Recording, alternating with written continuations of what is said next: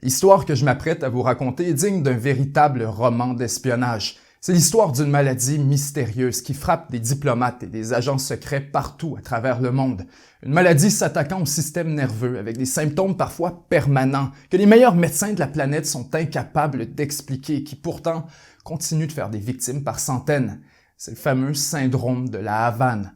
Un mystère qui dure depuis maintenant plus de 5 ans et qui commence à frustrer les services de renseignement américains, eux qui sont visés à répétition parce qu'ils qualifient désormais ouvertement d'attaque par une puissance étrangère. Il existe des dizaines de théories. Certains pensent qu'on assiste au déploiement d'une nouvelle technologie militaire servant à neutraliser un adversaire sans laisser de traces. Pour d'autres, c'est rien de plus qu'une exposition aux pesticides, alors que certains croient carrément à une hystérie collective alimentée par la paranoïa constante des agents secrets en service. Mais qu'est-ce qui se passe exactement? C'est quoi le syndrome de la Havane? Pourquoi Washington est aussi inquiet et finalement, qui se cache derrière ces attaques? Pour bien comprendre, il faut remonter aux premiers épisodes connus. On est donc à la fin de 2016. L'administration Obama s'apprête à quitter la Maison-Blanche alors que Donald Trump vient d'être élu au poste de président. À ce moment, la relation entre Cuba et les États-Unis est à son meilleur depuis des années. Avec la politique de normalisation menée par le président Obama, Washington va même jusqu'à ouvrir une ambassade dans la capitale cubaine, la Havane. C'est un symbole de la détente entre les deux pays, un puissant témoignage de confiance qui est à la base du développement des relations diplomatiques. L'ambassade est donc ouverte à l'été 2015 et pour les premiers mois, tout se passe relativement bien. Or, à partir de la fin de 2016, des dizaines de diplomates, de troupes et d'agents secrets de la CIA, tous déployés à Cuba, se mettent à déclarer des symptômes similaires.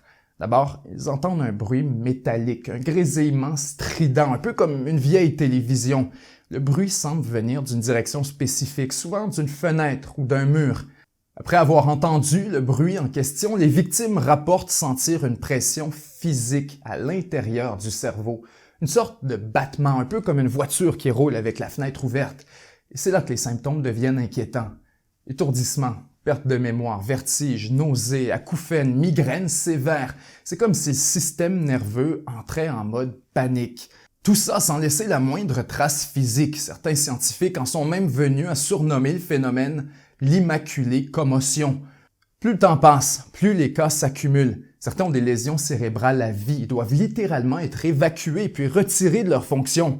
L'événement déclencheur peut survenir n'importe où, n'importe quand.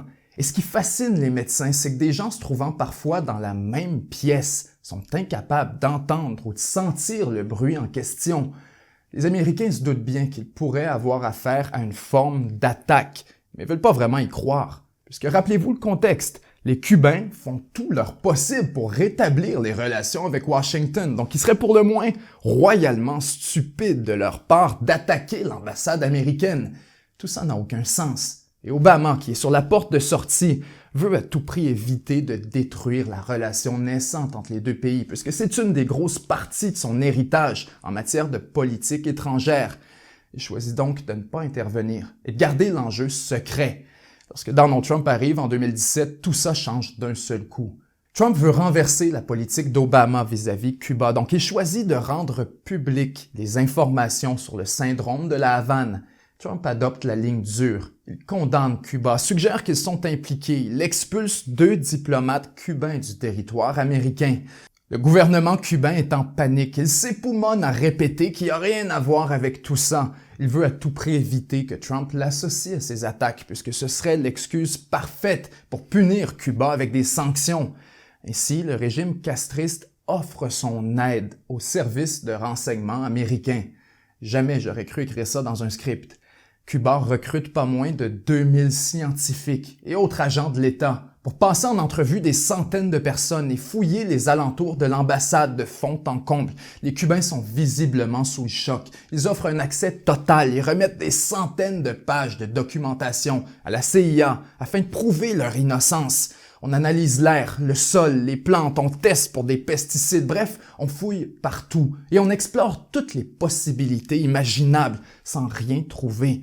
À l'automne 2017, les Américains finissent par perdre patience. Tout le personnel diplomatique non essentiel est rapatrié aux États-Unis depuis la Havane. Donald Trump affirme publiquement que c'est Cuba qui est responsable des attaques. Or, la réalité, c'est que personne ne sait vraiment ce qui s'est passé. En mars 2018, des tests médicaux menés sur des diplomates canadiens déployés à Cuba indiquent que certains ont des symptômes compatibles avec ce qu'on appelle désormais le syndrome de la Havane. Pour les Américains, l'enquête se complique. Pourquoi le Canada serait-il visé par Cuba? Ottawa est un des alliés les plus importants du régime castriste. La relation entre Trudeau père et Fidel est passée à l'histoire. Si un seul pays était épargné, ce serait probablement le Canada. Tout le monde baigne dans le plus grand mystère. Un mois plus tard, le casse-tête se complexifie encore plus quand un nouveau cas du syndrome de la Havane est rapporté en Chine, à l'intérieur du plus grand consulat américain du pays. En quelques semaines, le nombre de cas se multiplie. Washington imagine le pire. C'est toujours la même histoire, toujours les mêmes symptômes. À l'été 2018, le département d'État américain organise une force opérationnelle pour enquêter sur l'affaire de Guangzhou. On veut comprendre ce qui se passe, savoir si c'est une tendance ou juste une coïncidence. Et c'est là que les choses deviennent vraiment intéressantes. Les rapports de syndrome de la Havane arrivent de partout dans le monde, notamment de Moscou, de Pologne, de Géorgie, de Taïwan, d'Australie, de Colombie, du Kirghizistan, de l'Ouzbékistan, de l'Autriche, du Tadjikistan, mais aussi d'un peu partout en Afrique. Soudainement, le problème prend une toute autre dimension. Des centaines de diplomates américains, de membres des forces armées et d'agents de renseignement affirment avoir été touchés par le syndrome. En novembre 2018, une théorie commence à émerger quant à la nature des attaques présumées. Un groupe de scientifiques publie une étude dans la revue Neural Computation postulant que les victimes ont été la cible d'énergie à radiofréquence pulsée ou de radiation micro-ondes. La théorie, c'est que le bruit de grésillement que les victimes entendent serait en fait le bruit d'une énergie pulsée, exactement à la bonne fréquence, qui résonne dans le cerveau pour créer ce qu'on appelle l'effet de Frey, sur la capacité d'entendre une onde radio avec l'oreille humaine. En examinant les symptômes rapportés par les victimes, on constate qu'ils sont tout à fait compatibles avec une attaque à énergie pulsée. Migraine, étourdissement, vertige, acouphènes, tout est là. Ce qu'il manque, c'est un coupable. Les Américains ont expérimenté avec les radiofréquences dans le passé, mais n'ont jamais développé de technologie qui rendrait possible ce genre d'attaque. En 2004, les États-Unis ont testé le projet Medusa, qui était essentiellement un gros canon sonore anti-manifestant. Selon le contrat décerné à l'entreprise responsable, Waveband Corporation, l'arme résulte en une forte sensation sonore dans le crâne humain lorsqu'il est irradié avec une micro-onde spécifiquement sélectionnée. Il est possible de lever le niveau sonore jusqu'à un niveau d'inconfort, éloignant du personnel d'un périmètre protégé ou, si nécessaire, neutralisant des individus en particulier. Finalement, toujours selon le contrat, le système sera portable, demandera peu de puissance, aura une aire de couverture contrôlable, sera capable de passer de la couverture d'une foule à une couverture individuelle, pourra causer un effet temporairement neutralisant avec une faible probabilité de blessure permanente tout en causant aucun dommage à la propriété. Disons que si on cherche une technologie potentiellement responsable du fameux syndrome de la Havane, les radiofréquences pulsées telles que testées dans le projet Medusa semblent avoir tous les attributs nécessaires. En fait, selon James Giordano, un professeur de neurologie à l'université Georgetown, la Russie et la Chine sont considérablement plus avancés que les États-Unis dans l'étude des radiofréquences. Il affirme qu'alors que les États-Unis se concentrent sur des armes coûteuses, largement orientées vers la guerre traditionnelle, la Chine et la Russie sont très intéressées et dévouées au développement d'outils non kinétiques pouvant être utilisés juste en dessous de ce qui serait considéré comme un acte de guerre, de façon à créer des perturbations de masse. Selon le professeur, les incidents de la Havane représentaient un test de cette nouvelle technologie par l'un ou l'autre des adversaires géopolitiques de Washington. Fin 2020, une nouvelle étude est publiée, identifiant les radiofréquences pulsées comme le suspect principal. Il semble qu'on a donc enfin l'arme du crime. Il manque encore un coupable. Dès le départ, les Américains soupçonnent la Russie puisque c'est une pratique connue de ces services de renseignement. En 2014, un rapport de la NSA a reconnu qu'un pays hostile non identifié possédait un puissant système d'armement au micro-ondes qui pourrait avoir la capacité d'affaiblir, d'intimider ou de tuer un ennemi sans laisser de traces. Le mémo continue en affirmant que les effets physiques sont nombreux, incluant des dommages au système nerveux. La Russie devient donc le suspect numéro 1 dans l'affaire du syndrome de la Havane. Les enquêteurs de la CIA réussissent même à identifier, grâce aux données cellulaires, la présence de véhicules appartenant aux services secrets russes aux alentours de nombreuses attaques à travers le monde. La théorie prend forme, mais les services de renseignement américains sont divisés. Certains sont convaincus que c'est la Russie, alors que d'autres trouvent que les preuves sont circonstancielles. Il est absolument possible que la Chine ait accès à une technologie semblable. Au cours des dernières années, la Chine a mené beaucoup de recherches dans le domaine des radiofréquences, pas plus tard qu'à l'été 2020, lorsque les forces indiennes ont affronté l'armée chinoise dans les hauteurs de l'Himalaya. Il s'est produit un épisode pour le moins curieux, qui invite à poser des questions sur les capacités réelles de la Chine. Voici un professeur de l'université de Renmin, à Beijing. 因为那个山头啊很有意思，我们邦国两岸都有我们的阵地啊，南岸是个连接阵地，它一抢呢，就两边就有隔绝了，所以是挺危险的。当时呢，西部战区压力很大，这两个山头很重要，被抢走了，说什么大意了给他抢走了，所以要他们必须夺回来。然后呢，又命令就不许开一枪，又不许打枪，又必须夺回来，很难的。后来呢，他们好像想了一奇招啊，就是跟别的部队商量，就找到一个办法，就是用了这个微波武器，就山底下放那个微波，把那个山顶变成了一微波炉啊，然后上面的人1刻钟以后全部开始呕吐，站不起来跑了，就给他夺回来了。Faut noter que ce professeur n'est pas n'importe qui. C'est un proche de Xi Jinping, un conseiller du Parti communiste et un expert des États-Unis.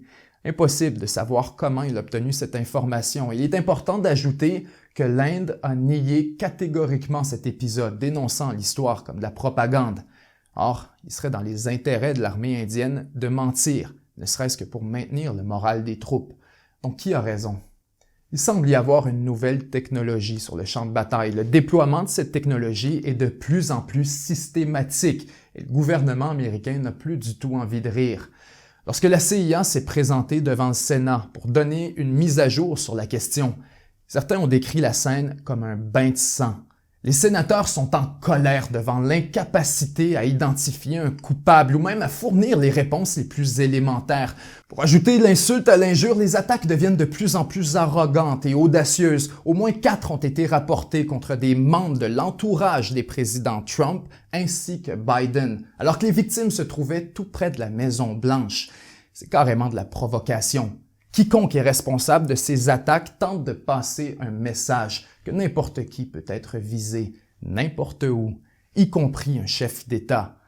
Le mois dernier, une vingtaine de diplomates et d'agents américains supplémentaires ont été visés à Vienne, en Autriche. Le corps diplomatique est de plus en plus démoralisé. Certains sont convaincus que leur employeur cache de l'information pour éviter une panique généralisée.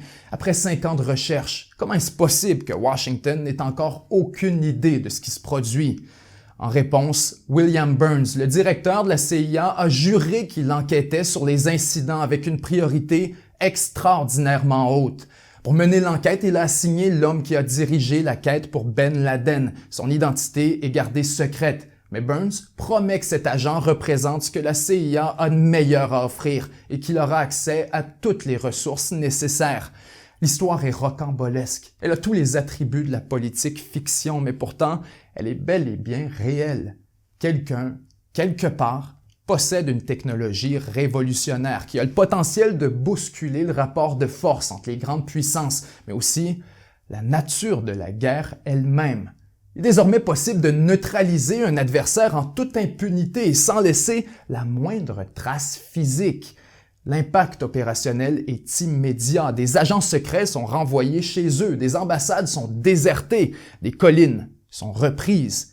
Peu importe qui est le responsable, il vient de redéfinir les règles du jeu. Quant à ses motifs, il faut faire preuve d'une lucidité brutale. Si une chose est claire, c'est que les cibles des attaques sont tout sauf aléatoires. Ce sont des diplomates, des espions, des envoyés spéciaux et autres profils typiques d'agents de renseignement. Donc la question se pose, qu'est-ce qu'ils faisaient vraiment? Est-il possible qu'on assiste en fait à une réponse proportionnelle et même justifiée?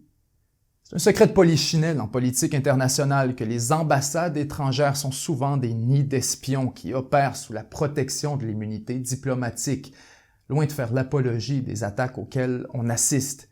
Il est important de comprendre que tout ça s'inscrit probablement dans une guerre clandestine et qu'il est fort possible qu'il existe un élément de réciprocité. Les Américains disent n'avoir jamais développé d'armes similaires, mais est-ce qu'on le saurait vraiment? Et si on menait notre propre campagne, plus subtile, contre les agents étrangers qui opèrent sur notre territoire? Est-ce qu'on nous le dirait? Je termine avec ce qui est apparemment la blague préférée de Jean-Bertrand Aristide, président haïtien renversé par les États-Unis. Pourquoi y aura-t-il jamais de coup d'État à Washington? La réponse, parce qu'il n'y a pas d'ambassade américaine. C'était Benjamin Tremblay et 7 jours sur Terre. À la semaine prochaine.